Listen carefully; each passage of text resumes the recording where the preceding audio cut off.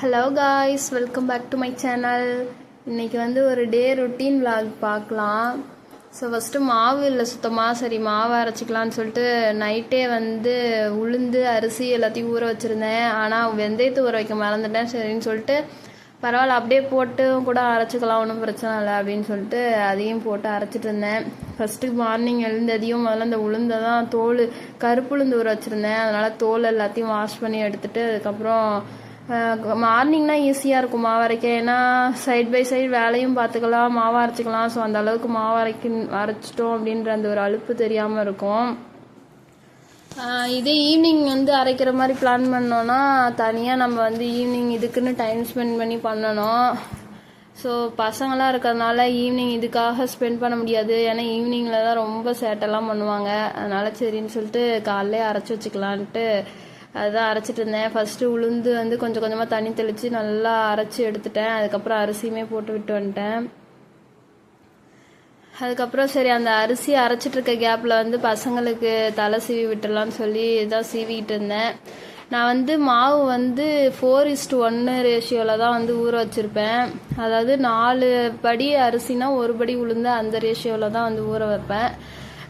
Ration குண்டரிசி தான் use பண்ணுறேன். நல்லா தான் வருது இட்லி சாஃப்டாக.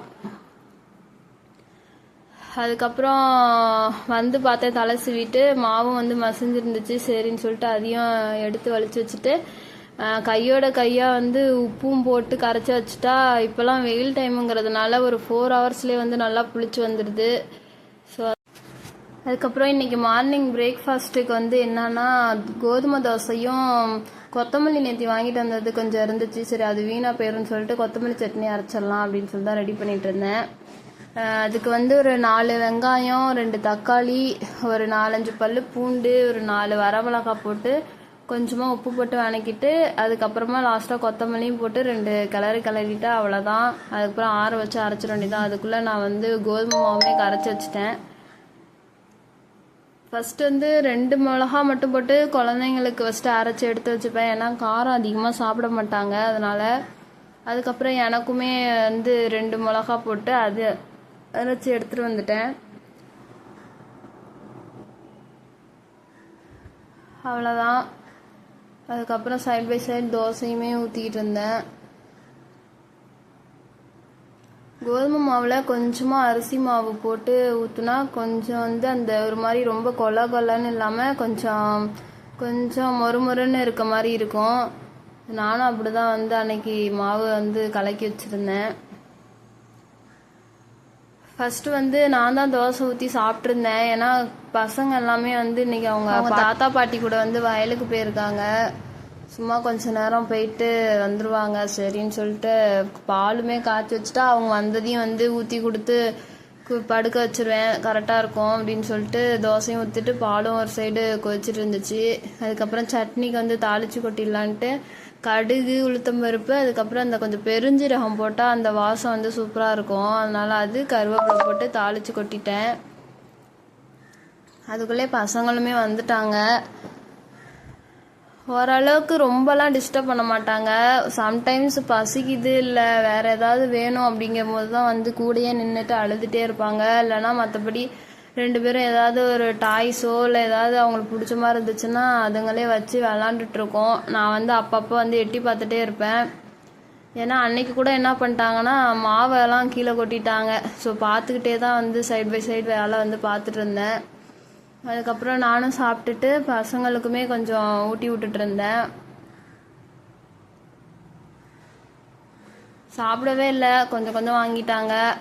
சரி பரவாயில்லன்னு கொடுத்துட்டு அதுக்கப்புறம் பாலும் வந்து கொடுத்துட்டு தான் சரி போய்ட்டு சமைக்கலாம் லஞ்சுக்கு அப்படின்னு சொல்லிட்டு போனேன். பசங்களுக்கு மட்டும் கொஞ்சமாக வந்து ரைஸ் வச்சுருந்தேன். ஏன்னா எனக்கு நேற்று வச்சுருந்த பழைய சாப்பாடு கொஞ்சம் இருந்துச்சு. சரி அதை வந்து சாப்பிட்டுக்கலாம் அப்படின்னு சொல்லிட்டு அதுக்கப்புறம் பாத்திரத்தையுமே கழுவி வச்சுட்டு சாப்பாடும் வெந்துருச்சு, அதையும் வடித்து விட்டுட்டு இன்றைக்கி வந்து வாழைத்தண்டு தான் வந்து சமைக்கலாம் அப்படின்னு சொல்லிட்டு ரெடி பண்ணிகிட்டு இருந்தேன். முன்னாடியெல்லாம் பார்த்தீங்கன்னா இந்த வாழைத்தண்டு இது பெரிய வேலை அப்படிங்கிற மாதிரி தோணும், செய்யவே மாட்டேன். ஆனால் இப்போலாம் வந்து குழந்தைங்களுக்காக சரி செஞ்சு கொடுக்கணும் இது அப்படின்னு சொல்லிட்டு தான் செஞ்சுட்டு இருந்தேன். ஆனால் இப்போ வந்து ஈஸியாகிடுச்சு. இது ரொம்பவே ஈஸி தான், நான் தான் அப்படி நினச்சிட்டு இருந்திருக்கேன் போல். ஒன்றுமே இல்லை, இந்த மாதிரி ஸ்லைஸாக கட் பண்ணி இப்படி கையால் வந்து ரோல் பண்ணாலே அந்த நாரெல்லாம் வந்துடும். அந்த மாதிரி தான் நானும் ஃபுல்லாத்தையும் எடுத்துகிட்டு இருந்தேன். பாருங்கள் அதில் எவ்வளோ நார், இதுலேயே நிறையா வந்துடும். அதுக்கப்புறம் மீதி உள்ள நாரெல்லாம் வந்து இந்த மாதிரி ஸ்லைஸ் பண்ணிவிட்டு இந்த படின்னு சொல்லுவாங்கள்ல, அரிசி அளப்போம்ல, அதை வச்சு இந்த மாதிரி குத்தி விட்டாலே ரொம்ப இது வந்து குட்டி குட்டியாக கட் பண்ணணும் இல்லை, இந்த மாதிரி பண்ணாலே வந்து கட் ஆயிரும். அதுக்கப்புறம் ஒரு சீவாங்குச்சி இல்லை வேறு ஏதாவது ஒரு குச்சி வச்சுட்டு இந்த மாதிரி தண்ணியை ஊற்றிட்டு இப்படி கலந்துட்டு இருக்கும் போதே வந்து அந்த நார் எல்லாமே ஃபுல்லாகவே வந்து ரிமூவ் ஆகிடும். பாருங்கள் எவ்வளோ நார் வந்திருக்குன்னு. அவ்வளோதான், ரொம்ப சிம்பிள் தான் இது க்ளீன் பண்ணுறது. அதுக்கப்புறம் இது வந்து கூட்டு மாதிரி வைக்கலான்னு சொல்லிட்டு பருப்பு, அதுக்கப்புறம் நம்ம கட் பண்ணி வச்சுருந்த வாழைத்தண்டு, அப்புறம் ஒரு தக்காளி, கொஞ்சமாக மஞ்சத்தூள், உப்பு, பெருங்காயத்தூள் போட்டு ஒரு 4-5 விசிலுக்கிட்ட விட்டு எடுத்துட்டா ஓரளவுக்கு நல்லாவே பருப்பு தக்காளி எல்லாமே கொஞ்சம் மசிஞ்ச மாதிரி வந்திருக்கும். அதுக்கப்புறமா தண்ணி மட்டும் லைட்டாக இருத்து வச்சுருவேன். அந்த இது பருப்பு தண்ணியை வந்து அது வந்து சூப் மாதிரி தான் இருக்கும். லைட்டாக பெப்பர் மட்டும் சேர்த்துட்டு அந்த தண்ணியை வந்து அழகாக குடிச்சிக்கலாம். அதுக்கப்புறம் இந்த தக்காளியாக அந்த பருப்பும் வந்து மசிகிற அளவுக்கு மட்டும் நல்லா கொஞ்சம் மற்ற வச்சு கடைஞ்சி எடுத்துட்டா சூப்பராக ரெடி ஆகிடும். அதுக்கப்புறம் இது தாளித்து கொட்டுறதுக்கு வந்து கொஞ்சமாக எண்ணெய், அதுக்கப்புறம் கடுகு, உளுத்தம்பருப்பு, அதுக்கப்புறம் இதில் வந்து நல்லா சின்ன சீரகம் வந்து கொஞ்சம் நிறையா போட்டுக்கிட்டா நல்லாயிருக்கும். அதுக்கப்புறமா கொஞ்சம் கடலைப்பருப்பு, ஸோ அது கொஞ்சம் சிகப்பானதுக்கப்புறம் கருவேப்பிலை, அதுக்கப்புறம் இந்த வரமிளகா, வெங்காயம் இதெல்லாம் வந்து போட்டு நல்லா கொஞ்சம் ப்ரௌனாக ஆகிற அளவுக்கு நல்லா வணக்கிட்டு அதில் கொட்டிட்டா அவ்வளோதான், சூப்பராக இருக்கும். ஒயிட் ரைஸுக்கெலாம் செம்மையாக இருக்கும். நான் வந்து பழைய சாப்பாடுக்கு மட்டும்தான் வச்சு சைடிஷாக வச்சு சாப்பிட்ருந்தேன். சூப்பராகவே இருந்துச்சு. பசங்களுக்கு மட்டும் சூடாக சாப்பாட்டில் வந்து போட்டு கொஞ்சமாக நெய் வந்து ஊற்றி பிசைஞ்சு ஊட்டி விட்டுருந்தேன். ஓரளவுக்கு நல்லாவே சாப்பிட்டுக்கிட்டாங்க. அவ்வளோதான், நீங்களும் வந்து இந்த வாழைத்தண்டு செஞ்சு பாருங்கள், சூப்பராகவே இருக்கும். சிம்பிள் தான் செய்கிறது. அதுக்கப்புறம் வந்து நான் துணிலாம் வந்து வாஷ் பண்ண வேண்டியது இருந்துச்சு.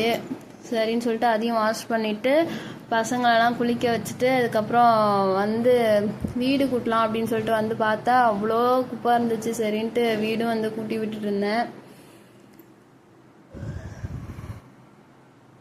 கூட்டி விட்டுட்டு சரி பசங்களுக்கு வந்து ஏதாவது ஸ்நாக்ஸு வந்து செஞ்சு கொடுக்கலான்னு சொல்லிட்டு அதுக்கப்புறம் அந்த அங்கன்வாடியில் கொடுத்த மாவு தான் இருந்துச்சு. சரின்னு சொல்லிட்டு அதை வந்து சுடு தண்ணி நல்லா கொதிக்க வச்சு அதில் ஊற்றி மிக்ஸ் பண்ணி அப்படியே பிசைஞ்சு ஆளுக்கு ஒரு உருண்டை வந்து கொடுத்துருந்தேன். அவ்வளோதான், இந்த vlog இதோட முடியுது. பிடிச்சிருந்துச்சுன்னா லைக் பண்ணி கமெண்ட் பண்ணுங்கள். ஸோ சப்ஸ்கிரைப் பண்ணி சப்போர்ட் பண்ணுங்கள். தேங்க்ஸ் ஃபார் வாட்சிங்.